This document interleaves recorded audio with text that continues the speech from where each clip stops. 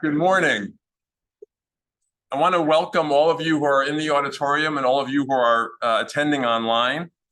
My name is Gregory Dalek. I am the Daniel E. Offutt III Professor and Chair of Psychiatry, and on behalf of myself and Dr. Srijan Sen, Executive Director of the Eisenberg Family Depression Center, I want to welcome you to the Todd Ouida Scholars Award and Lecture on Childhood Anxiety and Depression. Today is especially meaningful as it marks the 21st year that the Depression Center and the Department of Psychiatry have presented the Ouida Lecture. It also marks the first Todd Ouida Lecture without Todd's father, Herb, who tragically passed away last year. And as we honor Todd's memory with this lectureship, we also salute Herb, his vision, and his steadfast commitment and partnership with his wife, Andrea, to making a difference in the lives of persons living with anxiety and their families. We're delighted that Andrea is carrying on the tradition of attending the lectures and are so happy to have her and her sister, Lori, back in Ann Arbor.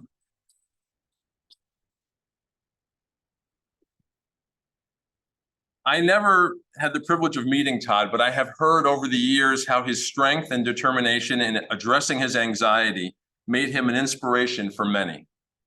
Only those struggling with anxiety can understand its overwhelming grip. And yet through treatment and hard work, Todd created a fulfilling, active, and happy life, which should be an inspiration for all of us. We can honor his memory by supporting our family, our friends, our neighbors, and others whose lives are impacted by anxiety and related conditions. Todd's memory is also honored by Ouida scholars and lecturers past and present who are conducting research and scholarly work that improve the lives of those struggling with anxiety and other clinical conditions. And I really cannot think of a better way to pay tribute to a life well lived than by helping others with the Ouida Award, which, thanks to the gift of Herb and Andrea, will live in perpetuity. And now it's my pleasure to introduce a colleague who was one of the inaugural Ouida scholars, Dr. Michelle Keys.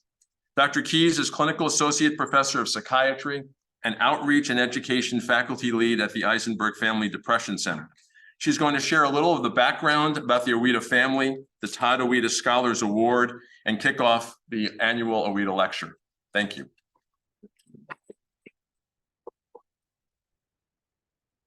Thank you so much, Gregory.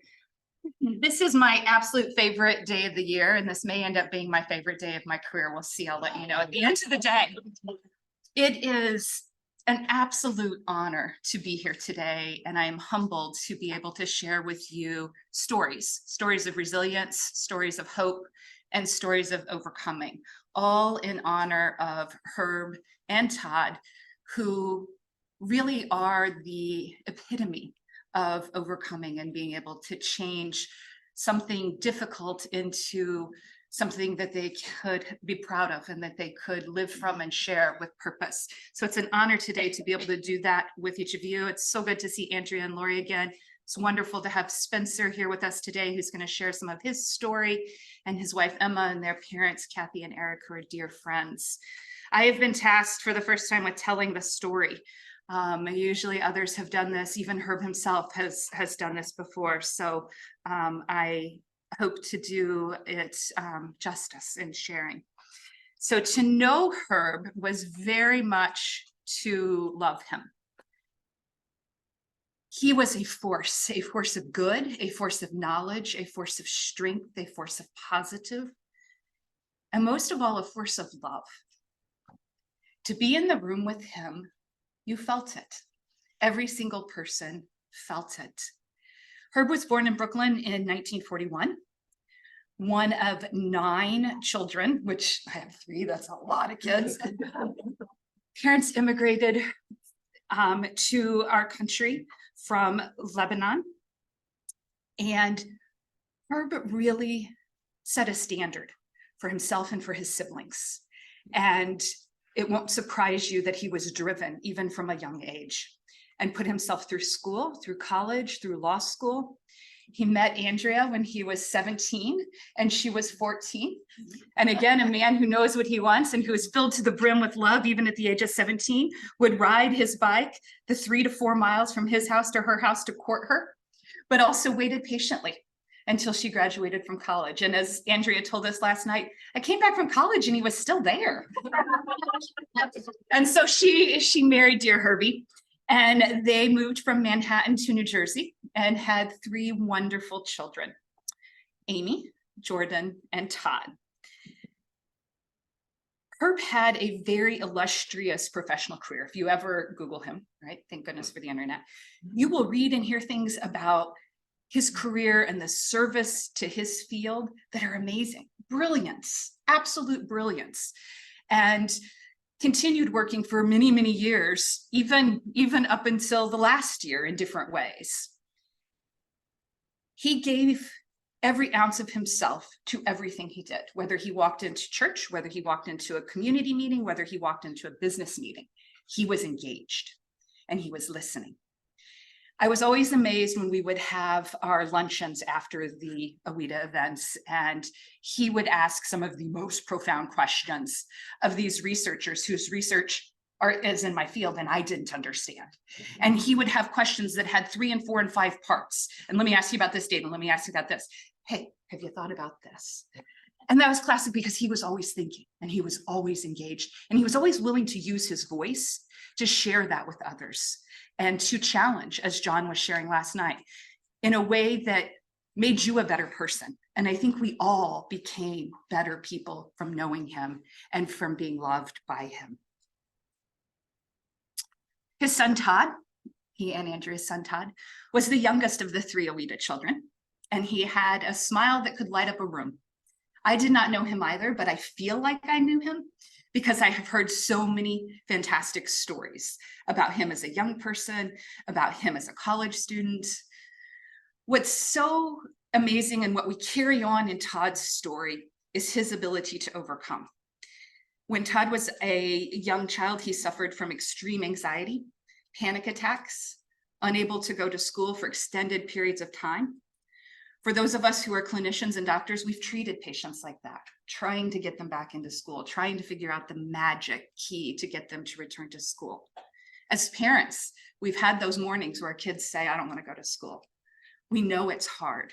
And so Andrea and Herb rallied and supported him for several years as he struggled. They sought out treatment, intensive treatment, and it worked. Todd returned to school. He went on to high school, went on to play for the football team, went on to be very engaged in his time, and then up and left him and went to the University of Michigan for college. And I say up and left him with, you know, as a mom of a senior, to go all the way from Jersey to Michigan, bless your heart. And he did fantastic at University of Michigan and came to love blue. He graduated, returned to the East Coast, and took a job where he'd had a summer internship at Cantor Fitzgerald. On 9/11, Todd was 25 years old. He and his dad, Herb, both worked in the World Trade Center. On the morning of 9/11, they rode the train in together. They separated. Herb tells the story of, he said, "Bye, son, I love you." Herb worked on the 77th floor and Todd worked on the 105th floor.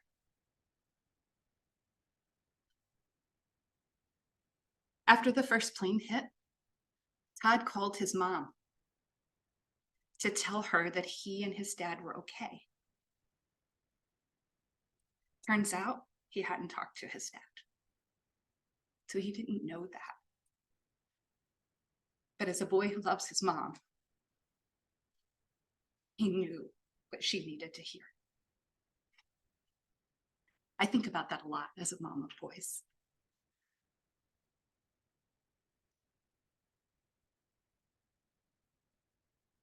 To create a meaningful legacy for Todd, Herb and Andrea, Amy and Jordan established the Todd Ouida Children's Foundation. The foundation focuses on mental health initiatives for children and adolescents. It's a phenomenal foundation. If you're looking for some place to support. They do incredible work all around the country with all kinds of programs. They recently reached the milestone of $2 million in grant distributions, which is pretty significant for a family foundation. To honor Todd's legacy at the University of Michigan and his love of Go Blue, they early in the time of the foundation, Herb and Andrea created an endowment for the Todd Ouida Clinical Scholars Award and Lecture today. The first Ouida lecture was in September of 2003. As Kismet would have it, that first lecture was also my very first grand rounds as a brand new faculty member. So there's this thing, right? Like, it's been a lot of years, so I'm a little bit more jaded, but I can remember Cheryl King recruited me. John Graydon gave me an offer before the search committee approved it. Coming here, oh my God, it's the first grand round. You think you're something sitting in that chair. And at the time we were over at the hospital, this building didn't even exist yet. And I can remember walking in going, wow, this is the first grand round. It's a faculty member. You know, you've been a trainee for so long. And it was Herb and Andrea. And Herb told Todd's story. And Kate Fitzgerald was the first clinical scholar awardee. Cindy remembers she was here as a postdoc. I have always had a very special connection with 9/11. I did my postdoc at the University of Oklahoma Center on Child Abuse and Neglect, and all of my work was funded through different grants and sponsorships following the Murrah building bombing in Oklahoma City. And so when 9/11 happened, they reached out to my colleagues, my mentors, my supervisors at Oklahoma City. And I was a youngin' who was ready to travel and ready to do new and interesting things. And so I went to New York very shortly after 9/11 multiple times to work with mental health first responders and to develop training kits and to just give support in the moment. I also lived in New York for 5 years. And so to sit in my first grand rounds, ready to be an adult, and that this was the first talk that I heard, has had a very strong impact on my career and my professional development, and really on how I see the world. And so it has been an honor and a pleasure to be part of this Ouida family. In the second year, I received the Clinical Scholar Award. And over the years, we have truly grown a family of scholars in Todd's honor and with Herb and Andrea's love. And we are so appreciative of that, so appreciative of the opportunity and the community that you have helped us build within our department. I am thrilled to introduce Greg Hanna, who is going to come and share with us about the awardee for this year, who unfortunately wasn't able to attend, but she is here in spirit and in video. So. Thank you, Michelle. I'm delighted to be here today. Being in the same room with so many talented individuals dedicated to helping children who are struggling with anxiety and depression gives us all hope for the future. Each year, a group of our faculty convenes to select one of our best and brightest trainees or junior faculty members to receive the Todd Ouida Clinical Scholars Award. This award supports young investigators who are engaged in innovative research on the factors contributing to childhood depression and anxiety. This research often leads to the development of more effective treatments for the disorders. The Todd Ouida Award plays a critical role for junior investigators, as it might be the only source of funding they receive earlier in their careers that will help advance their promising ideas. The pilot data from their studies have often enabled them to obtain funding from the National Institute of Mental Health and other sources. In short, these awards can be pivotal to launching new research programs. On behalf of the Depression Center and the Department of Psychiatry, I would like to thank the Ouidas for providing this critical support for clinical scholars on the cusp of discovery, ensuring that tomorrow's breakthroughs can happen. It is my great pleasure to announce this year's award recipient. Dr. Carol Chin is a clinical instructor in the Department of Psychiatry at the University of Michigan. Her areas of clinical and scholarly focus are child and adolescent psychiatry, transitional age youth and student mental health, anxiety and mood disorders, and early psychosis. She has presented on childhood anxiety and OCD for the Trinity Health Pediatrics Department, on psychosis to U of M medical students rotating through psychiatry, and as part of the Mission Collaborative Child Care Program lecture series to pediatricians across the state. She recently collaborated on a podcast focused on self-harm and suicide in youth. She assisted Dr. Emily Billick with a study on cognitive behavioral therapy augmentation for anxious youth, which was recently published. Since joining our department, she has had an integral role in our child OCD and anxiety disorders program. Dr. Chen grew up in Taiwan and New Zealand, received her MD from Eastern Virginia Medical School. She completed her psychiatry residency at the University of California at Davis and her child and adolescent training at Harbor UCLA. Grateful to be named this year's clinical scholar, she's inspired to focus more deeply on youth mood and anxiety disorders in both her scholarly and clinical work. The title of her project is Improving Assessment and Evidence-Based Treatments of Pediatric OCD in the Community. I would like to congratulate Dr. Chen on this award and know she will use it well. Unfortunately, due to a previously scheduled trip, she is unable to be with us today. However, she has recorded some brief remarks that we will share with you now. That's the arrow on which machine?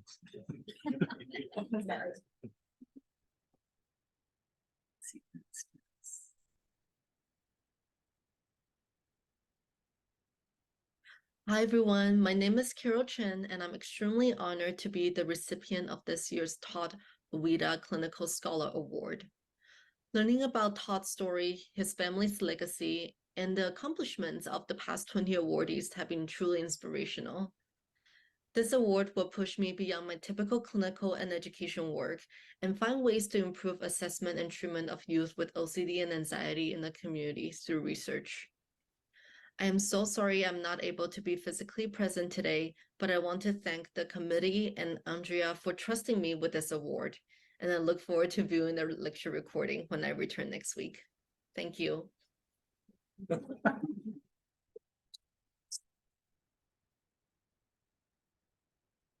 So Dr. Keyes will introduce the 21st Annual Todd Ouida Lecture.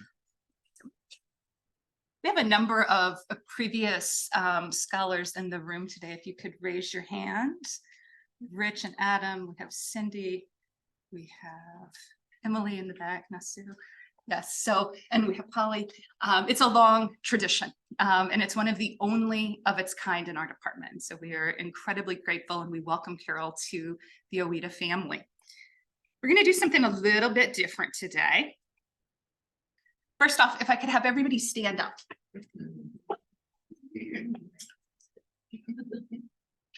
Awesome. Okay, got everybody? Okay, go ahead and sit back down. Why did you stand up? Because why? We're obedient. We're obedient. Why else? Dr. Dalek is in the room. Dr. Dalek is in the room. Everyone else is doing it. Everyone else is doing it. Why else? Yes. Because I asked you to, because I used my voice. Today, we want to talk about the power of voice and the power of using your voice and the power for us as clinicians, as therapists, as doctors, listening to the voices that share their stories with us. I grew up in a really small town in Southern Illinois. And when I was in 8th grade, we had student council elections. And we're sitting in this hot and sweaty gym on the bleachers. And all of the folks who are going up for student council for high school are, you know, walking up and speaking into the microphone. Nobody knows how to give a presentation because we're in 8th grade and they didn't, you know, have PowerPoint back then. So we were not trained. And this one girl walks up there and she says, stand up. Everybody's like, shut, what? You peel yourself off the bleachers, you stand up. And then she tells us, sit down. And she's like, you should elect me because you listened to me. She won. No one is surprised by that. And I remember it now, however, lots of years later. The power of voice. The power of voice can change the world. Using your voice, listening to those around you as they use their voice, it can absolutely change the world. Today, we're going to talk about overcoming, and we're going to share a couple of stories with you about difficult times, challenging times. We've heard Todd's story. We can imagine Herb and Andrea's story as parents, and we see them overcoming. We want to share with you some other kinds of stories like that, hopefully to spark some curiosity for you and to personalize the experience of mental health and of stress and trauma. It is so often for us that patients come into our office and they leave and we don't actually know what happens later. And so we want to share with you what happens later. But my secret to overcoming, my secret to resilience is to use your voice and tell your story. And I could probably go now, and as long as you remember that, we'd be good. But I'm going to go into a little bit of more. We all met Herb and Andrea because they made the conscious, intentional decision to tell their story. When someone tells you their story, know that it is a conscious, intentional decision on their part, and that they are giving you a very, very powerful gift. Todd's story of anxiety, Todd's story of overcoming, his parents' story of supporting him, of when to step in and when to step out, his high school success, his college success, his hope for the future, and his death. They shared every part of his story. Todd is the OG in storytelling, though, in that even in his college applications, he was sharing his story. And he was sharing what his experiences had meant for him and how they'd have an impact. I believe in the power of stories, and in particular, that the story we tell ourselves matters also. And it particularly matters as we're trying to heal or as we're living through stress and trauma and difficult times. And I've lived that firsthand. Andrew's our first son. Now, I know you are not supposed to have a favorite, and you are not my favorite. Don't tell your brothers. You are not my favorite. But I think we can all agree, for those of us who else are parents, that first year or two when you're becoming a parent is a very unique experience. You are trying to figure out, how do I keep them alive? Does swaddling really work? What do you think about cry it out? Why doesn't he wake up and feed them? Or why doesn't she wake up and feed them when they're crying? Why is it? There's all of these things as you're becoming a parent and you're figuring out your identity and what are your values and how do you want to do this? And for us, my figuring out what kind of mom I was going to be was deeply interrupted. At 17 months old, Andrew was diagnosed with a terminal brain tumor. Size of a kiwi, cerebellum location, for those of you who have brain knowledge. And our world stopped. I have spent my entire career in academic medical centers. I was a candy striper in high school. I have literally worked in hospitals my entire life in one way or another. And I had never been the parent of a patient. And to be on that other side. The first night that we were in the ER and Andrew was diagnosed, they took Andrew back for his first sedated MRI. It was about midnight. And they took Toby, my husband, and I was at the old hospital, to this teensy tiny little room on the 3rd floor, surgery, and gave us some graham crackers and said, wait here. He'll be back. He'd never had anesthesia. He'd never been away from us. They just told us he had a brain tumor. And so we sat there and I'm completely covered in vomit because hydrocephalus. And I was tired, I was confused. And I looked to my husband with some Jedi-like brilliance and said 2 things that changed the entire course of how we manage Andrew's treatment. Now, you have to know about my husband. He is former National Guard soldier and he is an engineer. And when I say he's an engineer, he's an engineer. He's the kind of engineer that other engineers think is a nerd. Okay, so we're talking big brain kind of guy here. So I look at this fantastic man And I say, okay. And for those of you who know me, you can completely imagine this. I'm like, okay, so 2 things. And he's like, okay, what 2 things, right? He's like ready to eat it up like a spoon. And I say, first thing, this is the kind of thing that absolutely kills marriages, destroys a marriage. I cannot lose Andrew and also lose you. Second thing, no regrets. Every decision we make has to make sense. It has to be logical. It has to fit. It has to leave us with, okay, yeah, that's right. And those were the 2 things that guided us throughout his treatment. It's us against the world. We are the team, and no regrets. The next morning, we met our pediatric neurosurgeon. For anybody of you who may know, Dr. Hugh Garton was our surgeon, and he's my hero in the world. We immediately got moved to PICU. Didn't understand why the night before we slept in our bed. Tonight we're in the ICU. Seemed kind of weird, but that was like the way. Met with him in the morning, and he took us to another abandoned conference room and sat down and pulled up the MRI and pulled up all the scans and just swipes through. Okay, here's the tumor, here's this, the artery's embedded here, the artery's around, the tumor's around this artery, the tumor's in the cerebellum, the tumor's in the brainstem, it's here, it's here, it's here, it's here. Okay, and then we signed a mountain of paperwork because that's what you do.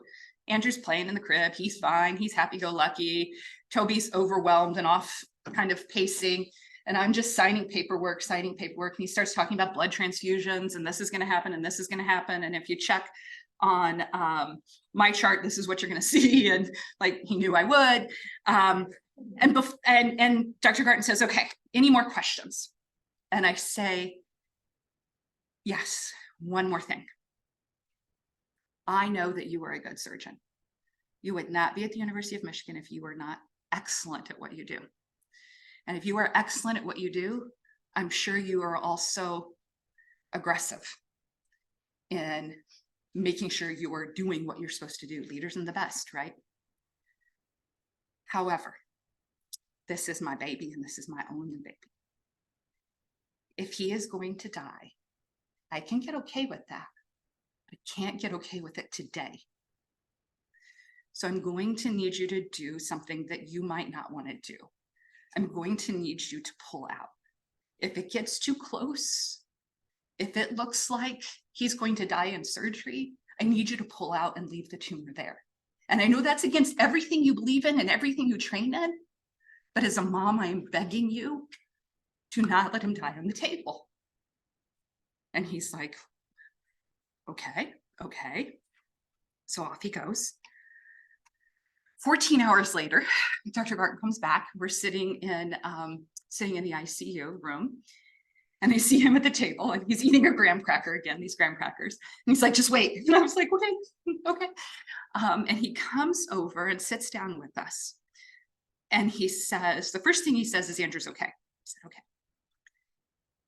And then he says, in all of my career, I've never had a parent in the operating room with me before. And I'm like, I'm sorry, I don't know what you mean. He said, Andrew coded. The tumor was entwined in his brainstem. And I touched the brainstem and he coded and it pulled out. I've never done that before. I don't know what it's going to mean for you. I don't know what it's going to mean for him, that there is still so much tumor left in there. But I heard your voice. We didn't hear Andrew's voice for quite a while. He came out with cerebellar mutism, didn't talk, couldn't move his arms, couldn't move his legs, couldn't focus on us. We weren't there. We didn't know what child had come back to us after this. It took about a week for pathology to come back. If you spend any time in ICUs, you know they like to round really early in the morning because they do not believe in sleep. And so we were about a week into the ICU stay, so you can imagine my physical and mental status at that point. I was sleeping in the bed with Andrew in the ICU. Toby was up in John or Greg's office sleeping because Michelle Reba had been kind enough to get us keys and to help arrange things. And Sheila and Cheryl and Cindy were feeding us. Like everybody was taking good care of us. Kathy was bringing us coffee. But here I am, 5:30 in the morning, new neurosurgeon walks in who is not my neurosurgeon. And that matters because you become really attached to your neurosurgeon. And she says, just out of the blue, okay, so it's ATRT. And I'm like, what? She's like, you know that it's an atypical teratoid rhabdoid tumor. Well, that turns out to be the tumor they told us we hoped it wouldn't be. And I did not know that that's what it was. But in my 5:30 a.m. stupor, I nodded and smiled because what else are you going to say? And she goes on to say, so 90% of the kids with this tumor die in the first year and the other 10% die in the second year. But somebody has to win the lottery. It might as well be you. And I went, okay.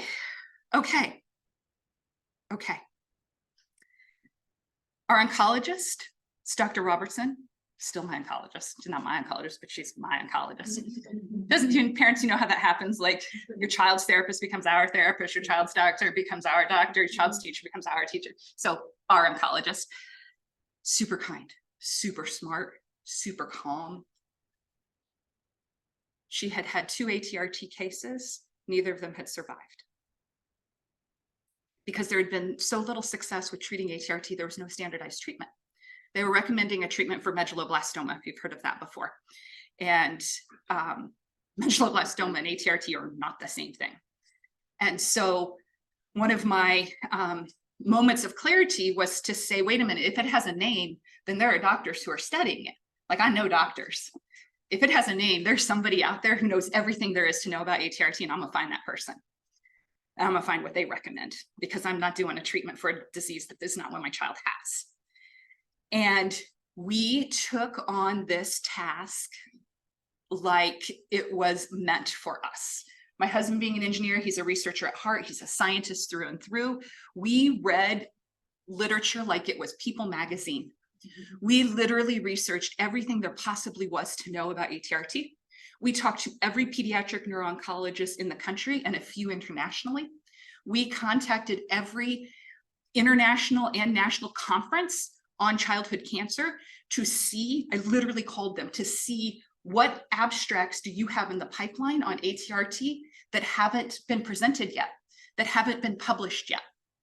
We then started mapping out like the genotype, like what are the chromosomal abnormalities that they're starting to see with ATRT. Then we dove into my favorite because I hate rodents. We dove into the mouse literature and the rat models to identify what they were doing, and they were giving SMARCB1 mutations to rats, which is what ATRT was, and figuring out what chemo would work and what treatments would work. Then we came to this building. We brought my friend Ted Beauchesne, who is a genius researcher who's at Notre Dame now.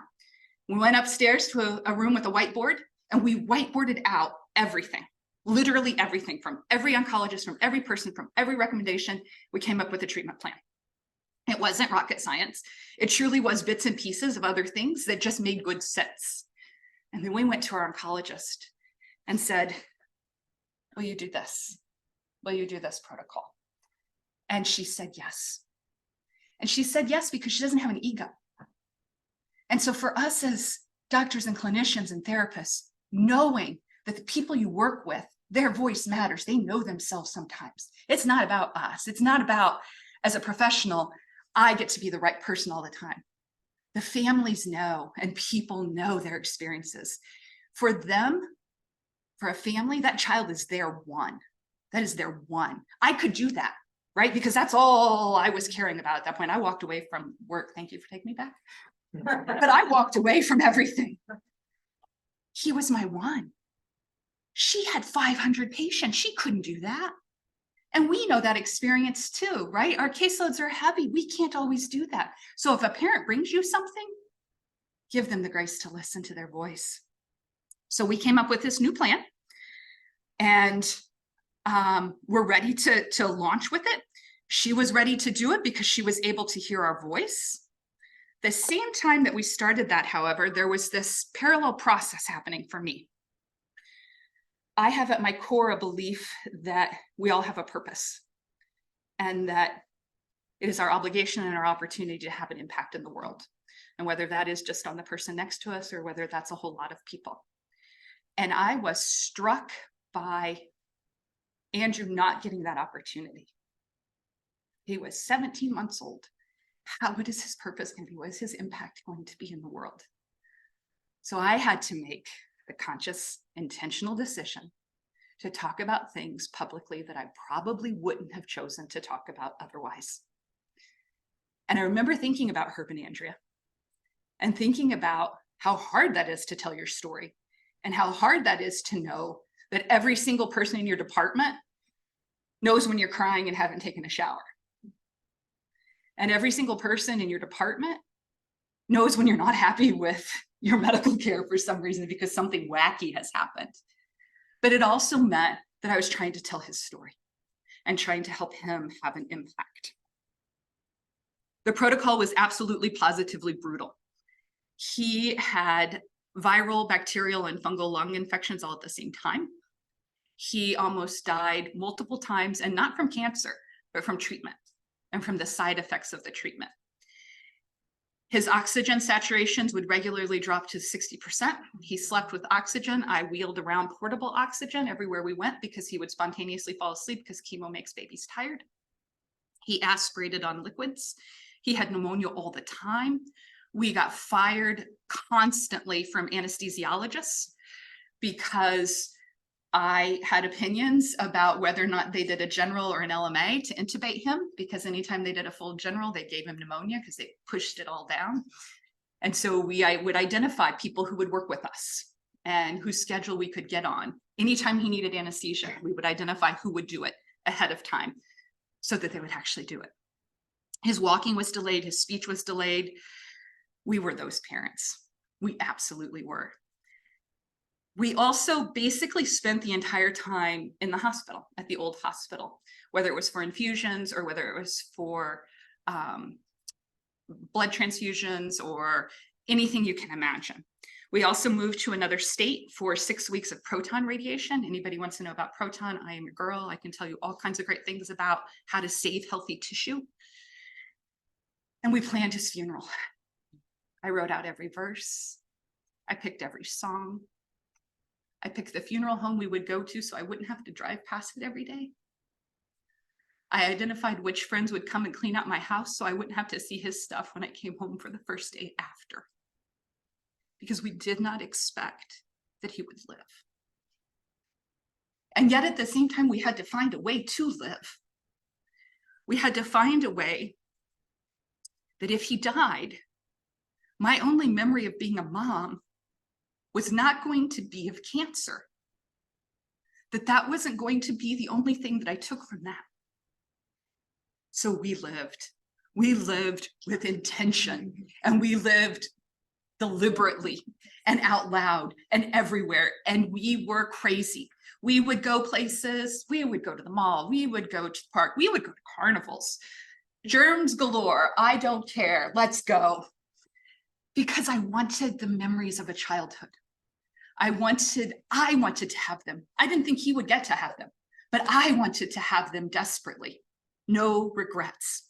We lived so much to the point that I had a colleague tell me in the hospital, I want to get where you are without going what you've gone through. We also lived and went and spent time with the Ouidas. So there was this sort of pseudo tradition getting started in the early years where some of the scholars would go to New York, whether it was for a conference or whether it was for their foundation event. And one of the years they had their foundation event at a baseball game, and I wanted to go to that, but I was not the first awardee, so Kate got to go to that one. So then I was like, I'm going next year, by golly, whatever it is, because I love New York. And so here comes around the next event, and I've got a baby in the hospital on chemotherapy. We went. We literally packed up my little CRV from the Mott parking lot, detached his port, and away we went. The kid puked everywhere. Like, he puked in the Apple store, which kind of mortifies him now, but he literally puked everywhere. had raging fevers. We just managed it and we went. So we went and spent time at the Laurie Berkner concert to honor Todd and the foundation. Then we went back the next year and went to a disco party. And we went to the beach on the Hamptons, went to Montauk and saw the lighthouse, because those are places that I had gone to as a grad student and that had such good feelings for us. And they were things we would have done if we didn't have cancer. And that's what I was determined to do, was how do you live even with? We were in speech therapy at UCLL, University Center for Language and Literacy, and thanks to Judy Kukuvanas. And the speech therapist, his speech therapist, said to me at one point, Michelle, when are you going to start acting like he's going to live? And I was, what do you mean? They told me he's going to die. What do you mean acting like and I was like, oh my God, what if he lives? What do I have to do now? Right? Like as parents, you're always worrying about that next transition. Like, okay, what do I have to plan for middle school or for high school or for college? So then it was like, oh my God, what am I supposed to do if he's going to live? Okay, intensive speech therapy. Okay, intensive physical therapy. Okay, intensive occupational therapy. I'd figure out he was going to live. But then I also had to figure out how I was going to live. And what was I going to do? And I had not been working for 14 months and had just been 100% on him. Note to self, I had this fantastic to-do list on my desk upstairs in this building from August of 2007. When I came back to work in November of 2008, that list was still there and the world did not fall apart. So Andrew ended treatment in October of 2008. And in November of 2008, the Depression Center and the Department of Psychiatry received their first initial funds to start our military and veteran mental health programs. I was not equipped to go back into the clinic. I knew I was fragile. I also knew that if he relapsed, I'd be out in a heartbeat, and that wasn't fair to my patients. I had a VA appointment. I had been doing parenting groups at the VA. My husband served in the Guard. I'd been doing trauma and resilience my whole career. It was perfect. It was absolutely, positively perfect. So in January of 2009, I found myself at my first Yellow Ribbon event. Yellow Ribbon events are where troops have deployed and then they come back together to talk and to reconnect and do, it's like a conference to do some learning. And I'm sitting in a spouse group and same unit, two spouses that give the same exact story. One wife says, that blankety blank, blankety blank, blankety blank. He gets off the plane. He's not even off the tarmac. And he says, Afghanistan 2012, baby. And she's like, I can't believe he would do that. He hasn't even gotten home yet. How dare he? A few more people go. Then the next wife goes and says, yeah, my husband must be in that same unit. He came home and told me Afghanistan 2012 too. Boy, that's going to be hard. But I know it's what he loves. And I know it's who he is. And I sat there and I had this epiphany moment. The way you tell your story matters. All of us who know CBT, we know this, right? We know this. The way you think influences how you feel and what you do. And I sat there and I watched these two women and I had this aha of, that's how I did it. It was how I was thinking. That's how I survived. And this is maybe how I can get other people there, is if I can help them tell their story. And so I sat down with my journal from Andrew's treatment. I put on my clinical psychologist hat and I got back on track and really dug into, how did I get from there to here? How did I go through something difficult and come out on the other side to be in a place that I'm proud of? Now, spoiler alert, I am fully aware that if he had died, we might be having a very different story. He can't always control all the variables. But I knew that the way I was thinking about it along the time and the way I was telling the story along the time was different from other people. And I knew that because many of you told me that. Her being one of the strongest advocates of that, of reading our blog and saying, Michelle, you gotta read this down. Michelle, you gotta tell more people about this. I then started doing focus groups with military spouses. I started talking with other friends who'd gone through divorce, who'd gone through their own cancer scare, who'd lost jobs, who'd somehow had the bottom fall out. Because the truth is, the process of coming through the darkness, no matter what that darkness is, coming out stronger, that process is very similar for all of us, regardless of why the lights went out. So how do you help someone use their voice? First, you have to listen to their story. Anybody ever done AI, adult attachment interview, or WCMI, working model of the child interview? There's a question on there where you're trying to understand attachment, understand relationships by asking them to give adjectives and then describe to back up that adjective. This is the #1 activity that I have found clinically and in our research to help get at people's story.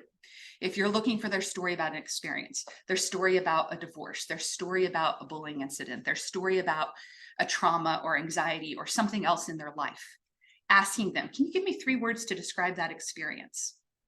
And then following up with, why did you give that word? Why did you give that word? Why did you give that word?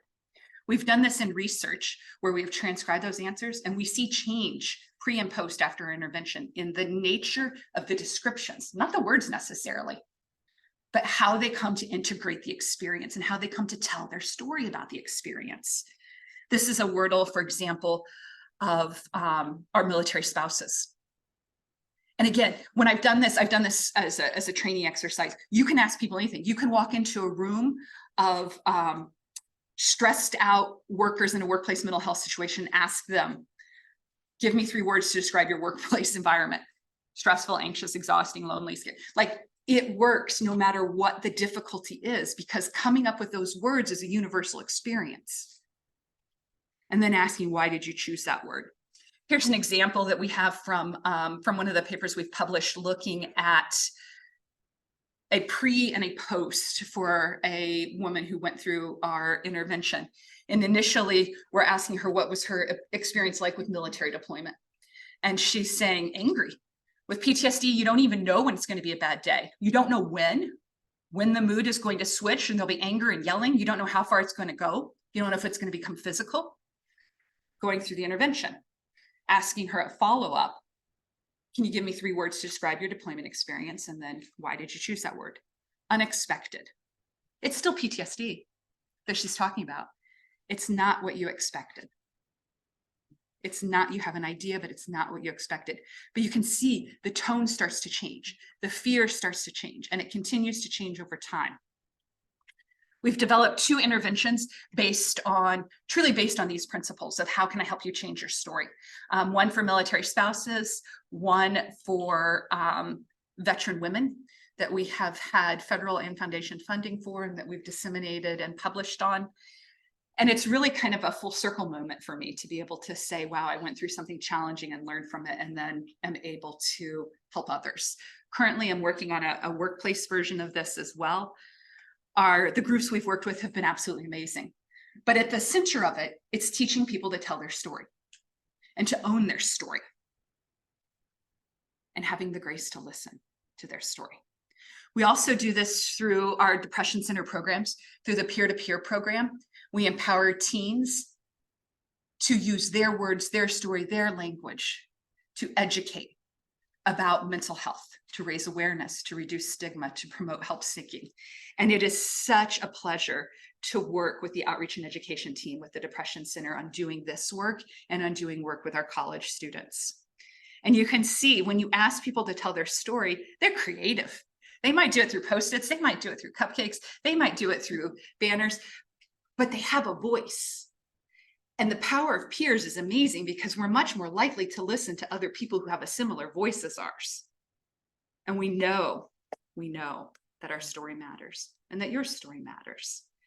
And it is my absolute honor and pleasure and joy to invite Spencer Walls up to share about his story and to tell you about his experiences. I've known Spencer for quite a long time. We'll let him share about that. But Spencer is an incredible mental health advocate and will, I'm certain, entertain you. And his lovely wife is here to join him today, as are his parents. So we're thrilled to welcome you up and encourage you all to listen to his story.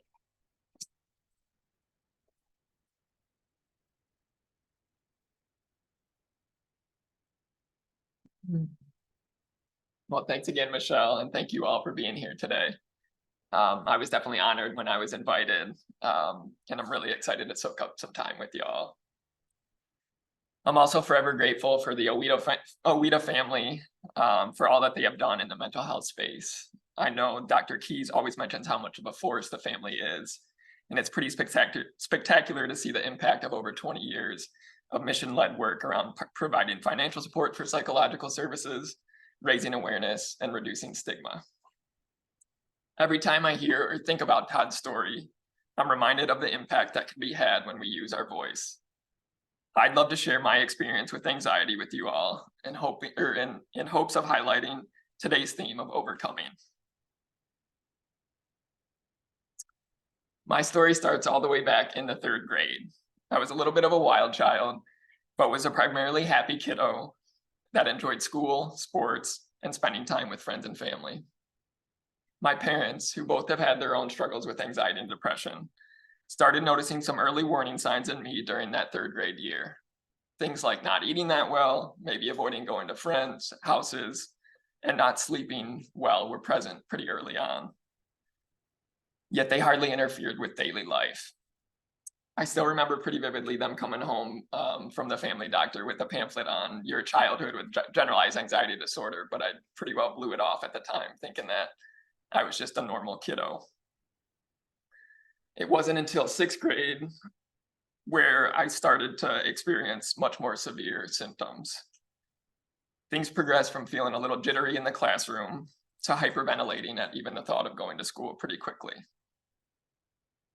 I would experience panic attacks on a daily basis, and a great deal of my anxiety was centered on going to school. My panic attacks were the classic fight or flight response. My heart would race, I'd break out in a sweat, and my mind would focus on getting the heck out of whatever situation I found myself in. Much of my anxiety in the moment was centered on a phobia of vomit. Now, I realize that most people don't like getting sick, but for me, it truly was that survival mode experience. I would worry about getting into situations where I feel like I would get sick and feel trapped. I would worry what people might think of me if I told them if I wasn't feeling well or that I needed to leave. And I was also really worried about being an inconvenience to others. As a result, my body, deeming that life or death threat, would generate those sick feelings inside me. And I would always convince myself that this was going to be the time that the worst was going to happen. At this point, anxiety had seeped into pretty much every aspect of daily life. My parents and I sat down that 6th grade winter break and decided that I would withdraw from school and focus on getting better. The first step was finding a therapist. I was extremely fortunate to find a therapist at U of M, Dr. Michelle Keys, that I clicked with from the get-go and began to trust her judgment. It was also super comforting at the time to receive a diagnosis of generalized anxiety disorder from her, as that helped alleviate some of the mystery that I was having trouble making sense of as an 11-year-old. I remember Dr. Keys's initial reaction, for all my exposure therapy fans out there, was, why the heck is Spencer not in school right now? We quickly started a cognitive behavioral therapy based approach and developed a plan to get me back on the school premises as much as possible. I also started seeing a psychiatrist, Dr. Richard Dobb, and began experimenting with various medications to help alleviate some symptoms. And also remember him instilling the love of exercise at the time, which I'm forever grateful for. Lastly, we started communicating with the school and began an IEP process. I remember sitting down with school staff and them asking me what we could do to help me feel better in the moment when I was at school. This sense of trust in the decision-making process was completely empowering, and I instantly felt like I had a support system that was going to have my back for me on my path to feel more comfortable at school. I asked for things like the freedom to walk around the school hallways if I started feeling anxious. I also asked the school social worker to do a presentation with me in front of my class about what generalized anxiety disorder was, just so other students could have some awareness around what I was going through. And then I had 2 really good buddies that I could pluck out of class and go to a resource room to decompress if I needed to. So really harping on that social support was important for me. As for actually getting back to school, Dr. Keys and I developed a reward-based hour bank program, we called it. I think we started with something like 5 hours for that first week, but the idea was that we would try to get me on school premises for 5 hours. And if I met that quota each week, we would ramp it up. And when I say on school premises, that could mean just sitting in the school parking lot with my mom. It could mean in that resource room that was set up from the school, or it could even mean sitting in a classroom with grandma in the corner, as cool as that was. Anything to get me in school and feel anxious, but be able to kind of lean on some of my newfound coping mechanisms was a step in the right direction. And I mentioned it was reward-based. I think at the time we settled on Pokemon cards being the reward. So you know that I was working my butt off to get back into school. Dr. Keys and I also spent a great deal of time clinically working on filling my toolbox with a variety of skills, like I mentioned. I remember really latching on to deep breathing exercises. We also leaned on a lot of challenging negative thought patterns. And then I remember a lot of mantra work that we did that I thought was pretty woo-woo at the time, but definitely had some, definitely had its place in my toolbox. And lastly, I think it's worth mentioning how much time Dr. Keys spent with my family.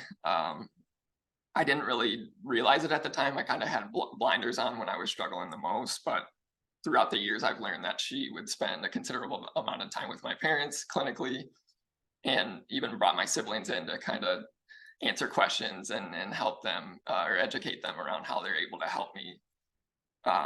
It truly was an all hands on deck experience. I'm really grateful for Dr. Keys realizing that it's a whole family effort. By the end of 6th grade, I was feeling a bit better and almost back to school full time. I continued to put in a great deal of work that summer and had time to focus on other areas where anxiety had seeped into. The dentist, restaurants, and hanging out with friends were some other areas that I could practice my newfound skills. However, I had one heck of a support system in place with my family, friends, therapists, and psychiatrists, where I was able to build confidence in my own ability to not let anxiety win every time. I also worked hard to overcome the intensity of my anxiety, realizing that while it might never fully go away, I could develop a capacity to be with it.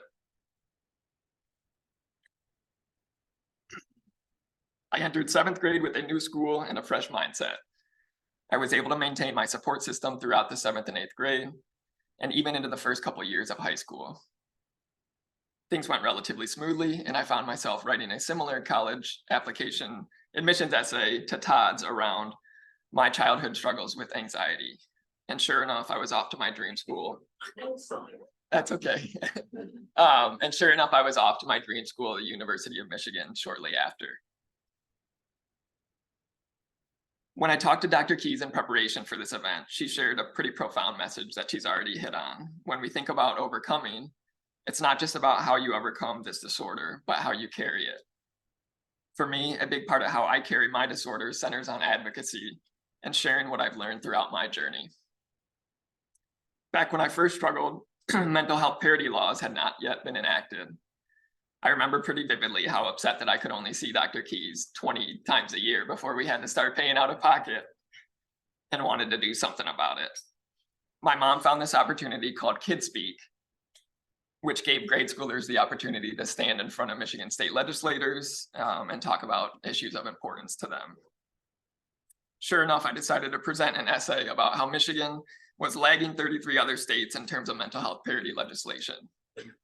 I'm not sure my presentation really made much of a difference in pushing any laws through, but I did have a gentleman come up after the presentation and share that he also struggled with anxiety. That was enough to get me hooked on seeking out and saying yes to opportunities to share my story, and I haven't looked back since. I've always respected U of M's commitment to facilitating advocacy as well, whether it be the opportunity to share my story in poster format in the main hospital, or their openness to support local grassroots organizations like NAMI Washtenaw that has been such a solid support community for mine throughout the years. I can't help but feel super lucky to have been able to attend many of the Todd Ouida Clinical Scholar Annual Lectures here at U of M as well. Thanks in large part to my mom's persistence and compassion, I've been able to develop a relationship with Andrea and Herb throughout the years.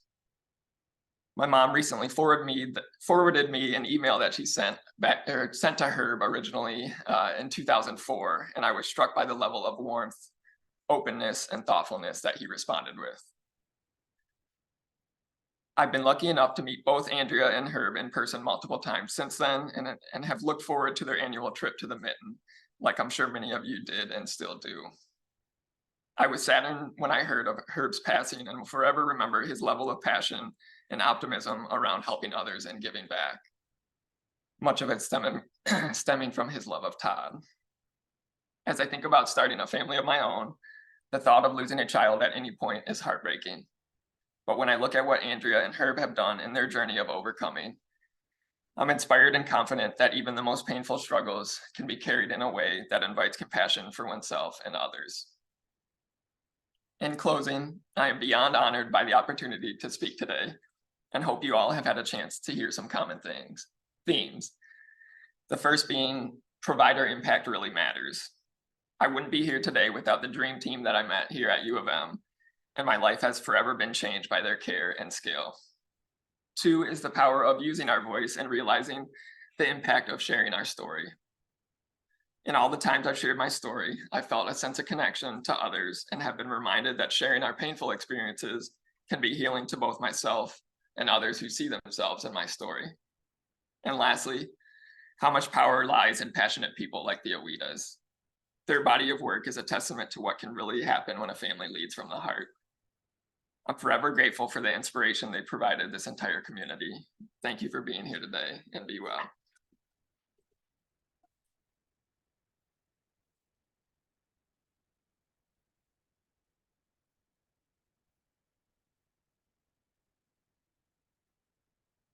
Thanks, Spencer.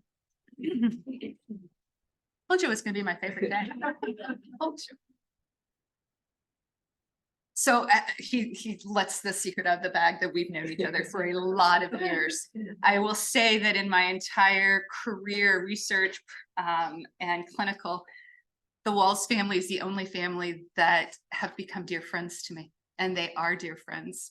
And in part, Kathy is amazing, his mother. And when Andrew was sick, she would just show up at the hospital. And she wouldn't, I don't even know how she found out he was in the hospital. And she wouldn't come in and visit. She would walk in and she would leave a coffee by the door, and then she would leave. Or she would walk in and she would leave a salad or a snack, or she would bring a book for Andrew.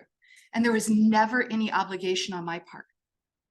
I never had to host. I never had to say things. I never had to do, it was just this overwhelming curtain of caring that she brought.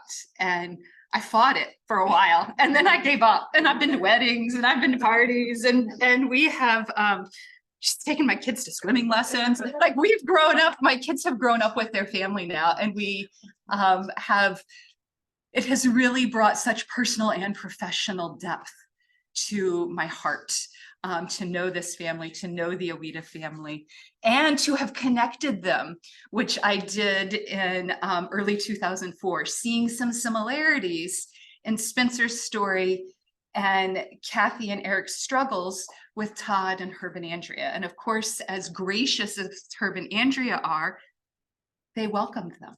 They absolutely welcomed them.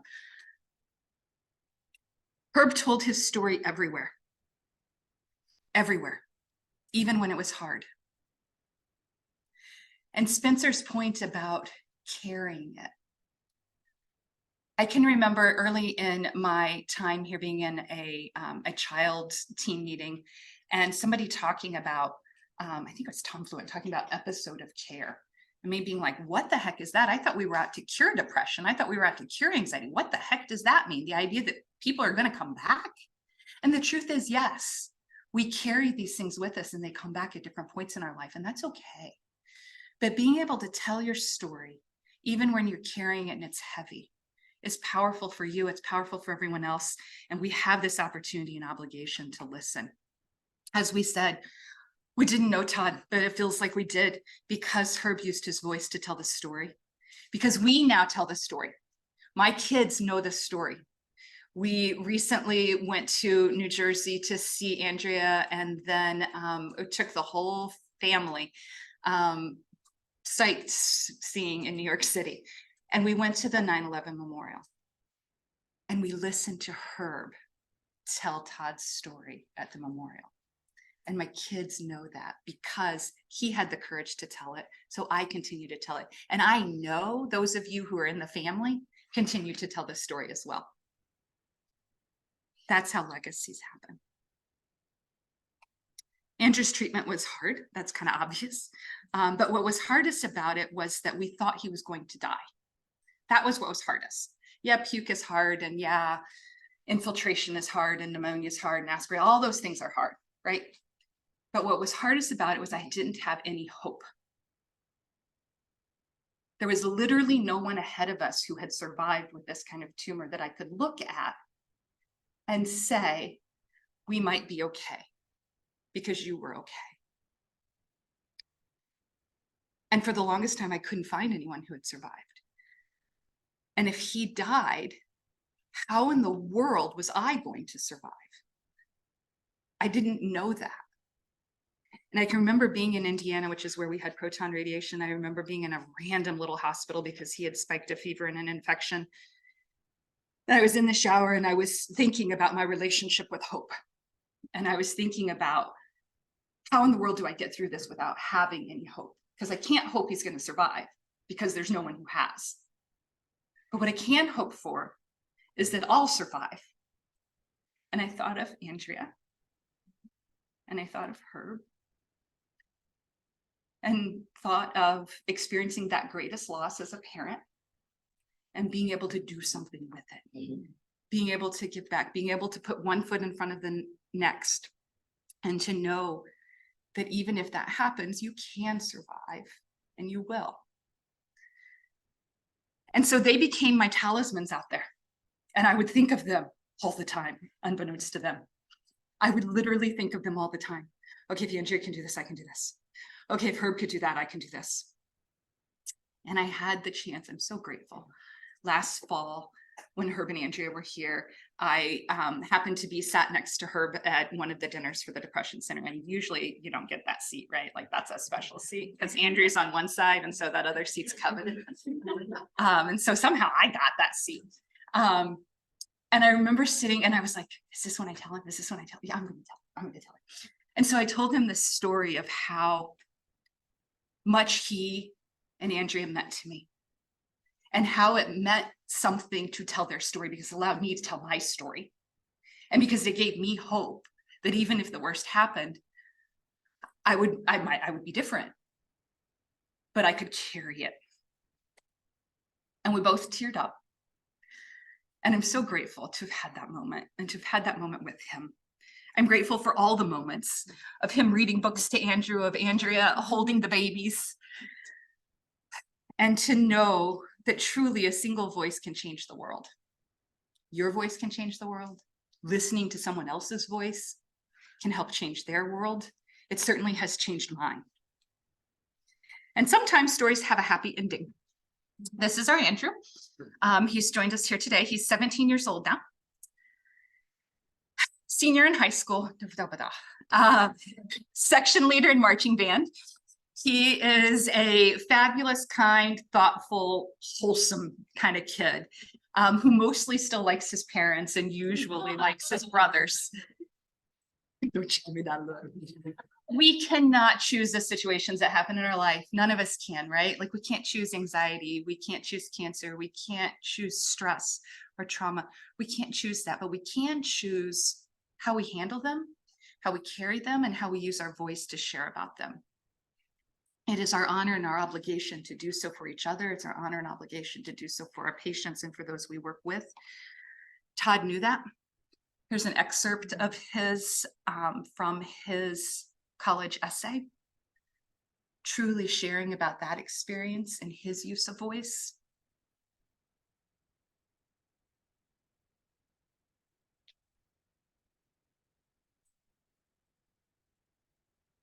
I do love the last paragraph the most, and it resonates for me with Spencer and what I know of Spencer and his family. The school, along with my family and close friends, never gave up on me. This left me with no chance to give up on myself. when we are that engaged with people, when we are engaged like Herb was engaged in every room we walk into. We help carry people. We help people carry what they have to carry. I love this quote from Herb. I don't know how Todd would feel about us telling a story, but I think we need to share his story because his story is a source of hope. And it is. It absolutely is. I encourage you to use your voice. Thank you for listening to our stories today. Thank you for listening to our stories of your story, Andrea and Herb. And thank you to you and to your family who have truly been immersed in the Michigan culture. So every picture that you find of their grandkids, somebody has on a Michigan t-shirt, somebody has on a Michigan sweatshirt, somebody has on a Michigan hat. This is Amy and Jordan, their son and daughter, and all the different grandbabies. So we thank you. We are so appreciative of the time that you give, the love that you give, the support that you've given, and the number of lives that you've changed through your experiences. We do thank you all for coming today. We're happy to answer questions. There's also a luncheon afterwards, and we're happy to answer questions there as well.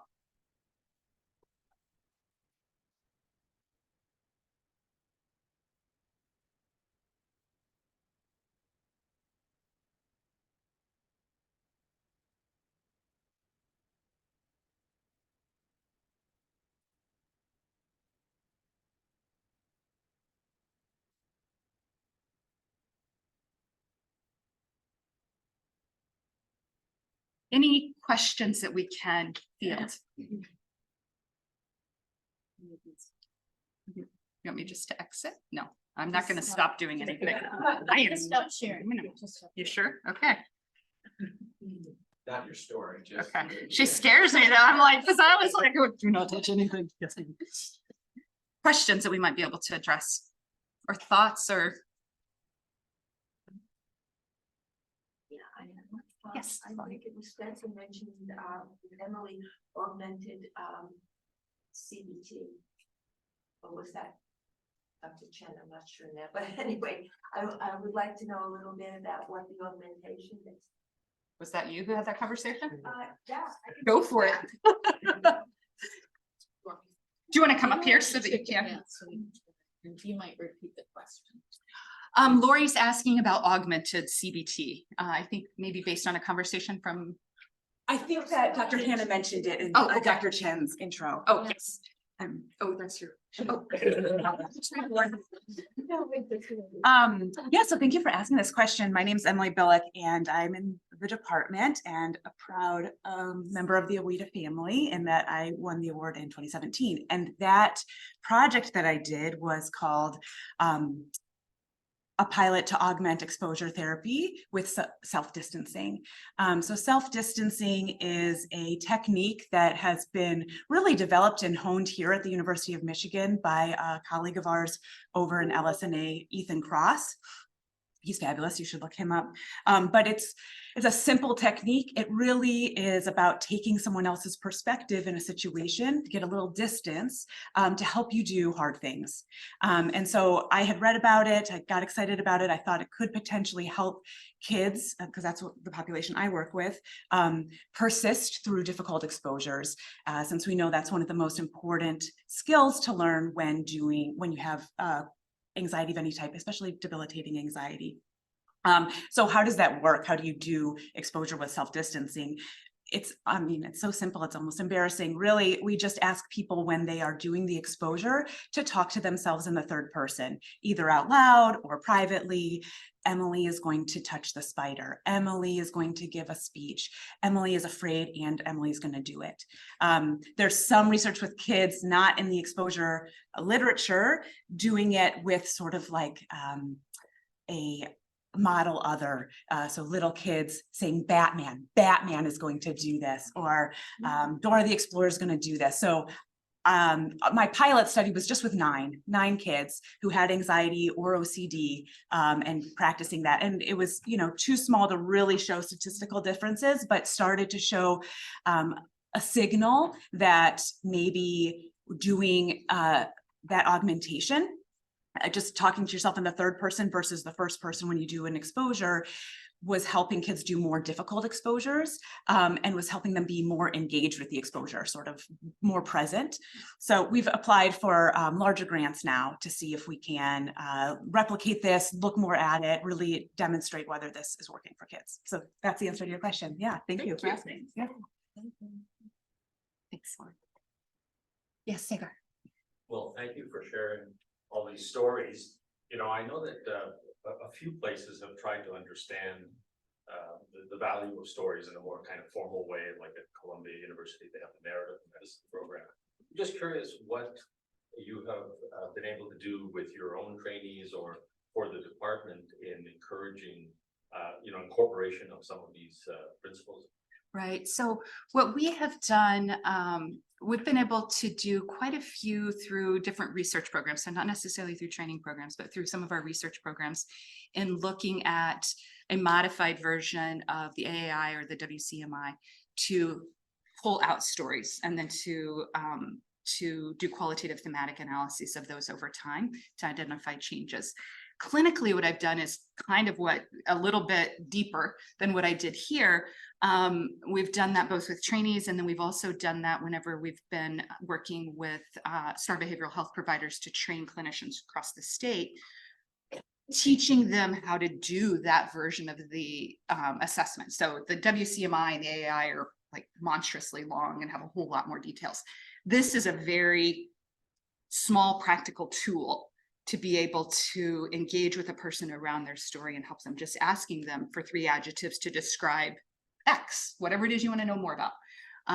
And then having them explain that. I've done it before, even with trainees who are having a teenager who maybe doesn't want to talk, to say, well, can you give me 3 words to describe your relationship with your parents? Can you give me 2 words? And they give 1 word, 2 word, right? And then you're like, okay, so can you tell me more? If anybody remembers social psychology and the foot in the door phenomena, that's why it works, is because they're like, oh crap, I gave you 1 word. Okay, I'll give you a little bit more. I'll give you a little bit more. So I've done it in that kind of an engagement strategy with trainees, and then also with some of our mental health provider trainings that we've done. Yes, it may work with husbands too. Mine's up to all my tricks though. I'm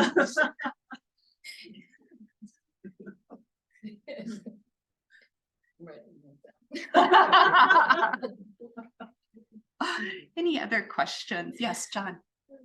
I'm gonna stand up because I don't have much voice. One of the beautiful components of your story today was the inferences of persistence. I don't know how long this went on, but having watched, there were times when the story didn't have a happy ending.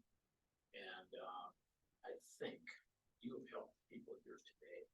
Thank you. And I just wanted to toss in an interjection. I have tried a number of times to talk about having Herb, Andrea, and family invited to our house once for a Michigan Ohio State football game.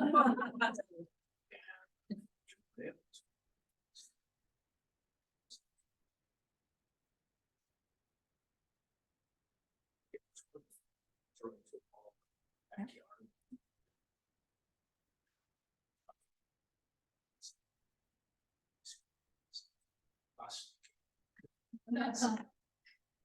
Still, Absolutely. they think. But these events are special, and the last night was special. So, Andrea, thank you again. Thank you, your sister, and keeping it going. Thank you. Absolutely. We're looking forward to Amy coming with her son Aiden for a hockey game in Ann Arbor in January. Rumor has it. So maybe not throw a football, but maybe get out on the ice and skate a little. Hopefully you'll join us. Yes. Oh, it's just, thank you. It's just coming. Any other questions? Thank you so much for coming today. It is always an honor and a pleasure to host you, Andrea. I'm so glad you came this year, Lori. It's lovely to see you again. And to the Walls family, thank you as well for your friendship and your support and for your persistence over the years. It's been an honor and a pleasure to know you and to work with you. Okay. Because last night after John spoke, I said to the people at my table, if Herbie were here, he would get up now and make a speech. I said, no, I'm not gonna do that. But I do want to say, which I know he would have said, because he always said how much, not only how much we love you, how much we appreciate all that you do helping children. It's, you know, it's a calling. And really, it's just wonderful. Thank you. I must say a little something too. No, two things actually. One, to the psychology department, because my field is psychology. When Todd was at the U of M, I asked him about his psychology courses and his first one, and he said, you know, Aunt Laura, he said, all my other courses I was able to do well without reading a book. But in psychology, I failed the first exam, and I knew I had to read the book. And the other thing I wanted to say, and I thought about it while Spencer was talking, over the years, of course, a lot of reflection. I'm totally awed by what my sister and brother-in-law have been able to accomplish and how they have transcended their deep grief. But I reflect so much on Todd and how I knew him as a young child. And I just cannot get over his phone call to Andrea that day. And this year, somehow, more than any other year, I felt that it took courage to do that in that moment. And the fact that he had that courage, to me, is just a testament to the ability that he had to grow and change. And as a result of all of the support that he had, and I felt that when he was speaking to us, I just think that's wonderful for us all to acknowledge. For the trainees in the room to know, like, it's so often that we have our patients and we don't see what happens afterwards. We don't see them years later. We're just in that moment. And to know how things unfold, and to see the power, I think, of not just stories, because we've talked about a lot about that, but parents and their input and what a difference that can make, and what a difference you made, and what a difference you both made. So thank you for joining us.